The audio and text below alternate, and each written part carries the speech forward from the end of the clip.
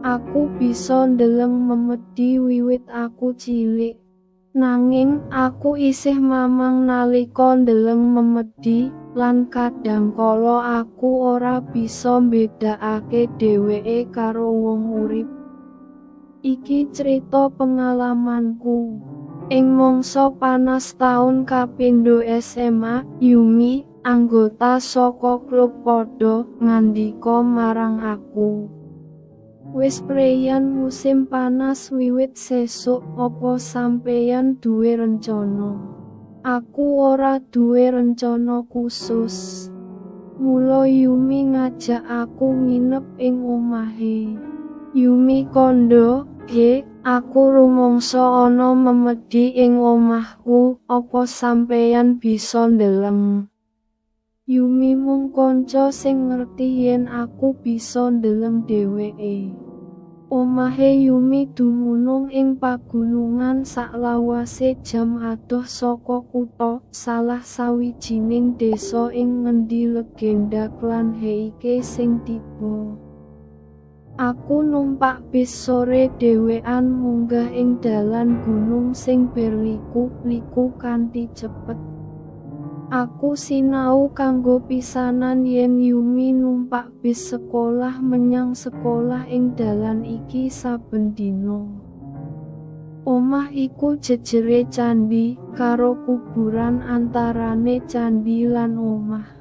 Nalika aku takon dheweke apa omahe candhi, dheweke kandha yen ora.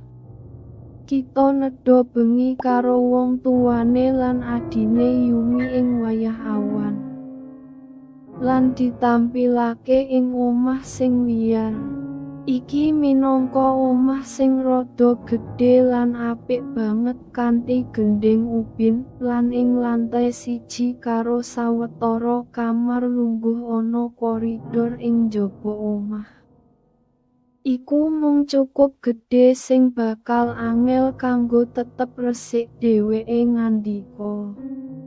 Langit-langit dhuwur lan pilar kayu digunakake minangka balok. Aku ora mikir ana apa-apa utamane serem ing panggonan. Nanging aku rumangsa rada ora nyaman ing jeding lan jamban.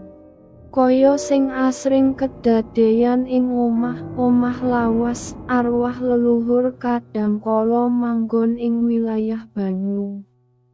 Sawise ndeleng omah, aku lan Yumi adus bareng, lan nalika munggah kulawarga wis ora ana. Wong mau ngomong yen dheweke tansah nginep ing dhuwur amarga memedi metu ing wayah wengi. Ing lantai 2 ana kamar cilik ukurane kira-kira 6 tatami, ing ngendi kulawarga 4 padha ngumpul kanggo turu. Omah iki asline omah 1 lantai, nanging bapake wis mbangun tambahan. Aku krasa sesak karo kasur futen sing raket banget, mula aku menehi saran apa kita bakal nginep ing kamar ngisor. Yumi kandha yen tetep bebarengan. Ora apa-apa, lan nyelehake futen ing kamar Budha. Saiki aku wis siap turu, nanging mung jam 7 esuk bengi. Welai metu ing futen karo lampu ing lan ngedika ing lawase bab senior kita. Kanca sakelas kita lan plan semongso. Pungkasane Yumi wiwit ambegan ing turu. Nalika Yumi keturon, dumadakan aku krasa ora kepenak, mula aku ninggalake lampu sing sumunar lan mlebu ing ngisor tutup. Mungkin amarga kita ana ing gunung, nanging kaget banget sanajan musim panas.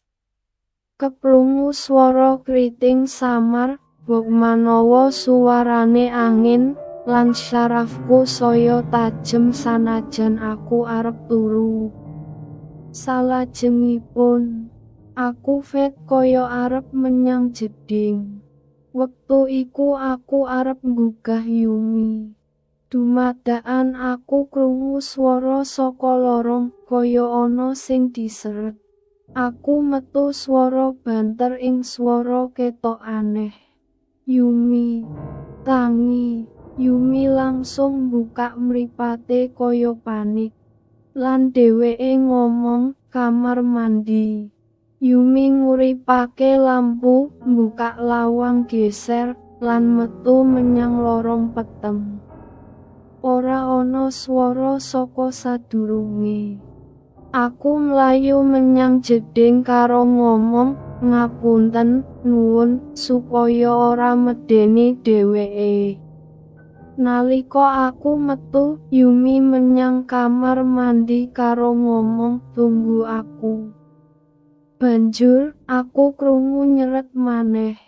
Yumi, kowe wis mlebu durung? Aku ora bisa nolak banjur ngebuk Yumi sing lagi wae mlebu.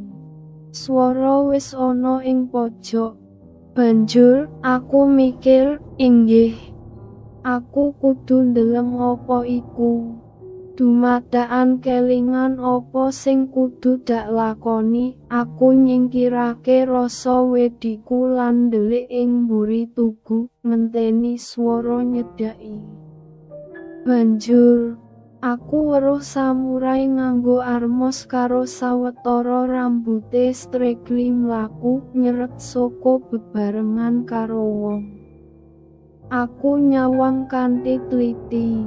Lan weruh dheweke lagi nyekel lan nyeret rambute wong wadon tuwa nganggo kimono sing lungguh ing mburi. Banjur, dumadakan Yumi buka lawang karo bang kuat lan metu, mlayu menyang kamar tatami. Narik lengenku, opo sampeyan ndeleng iku? Aku manduk, aku rumangsa ngelak getih.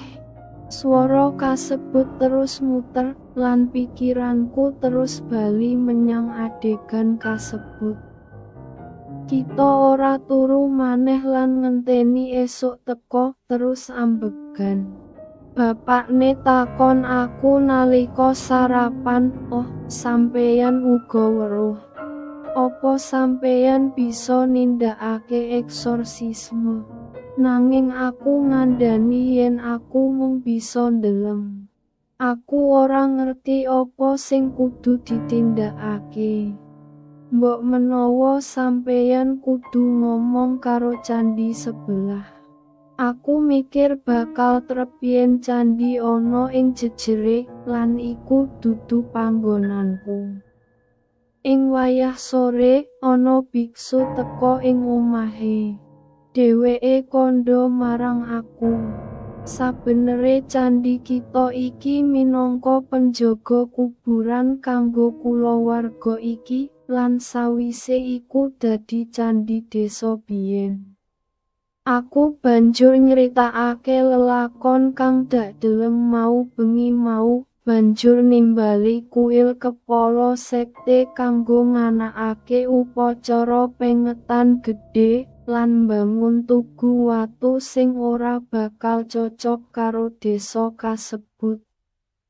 Biksu kasebut ngendika, yen memedi padha rame, dheweke mikir yen iki minangka pertanda bilai, mula dheweke mutusake kanggo metu kabeh lan nganakake upacara pengetan. Wiwit kuwi, ora ana memedi maneh sing katon ing omahe Yumi. Yumi kandha, aku mesakake wong wadon tuwa sing wis diseret dadi memedi pirang-pirang taun iki, apa sejatine sing ditindakake. Amarga dheweke kaya wong wadon sing ngabdi marang leluhur kita, to. Pitakone dheweke ngelingake siji bab. Ana crita rakyat sing diwarisake ing wilayah kasebut babagan wong wadon tuwa sing ninggal bayine panguwasa papan iki ing dasar lembah. Sawise garis kulawargane Gusti mati, wong desa disiksa nganti suwe dening Gusti sing teka saka liya.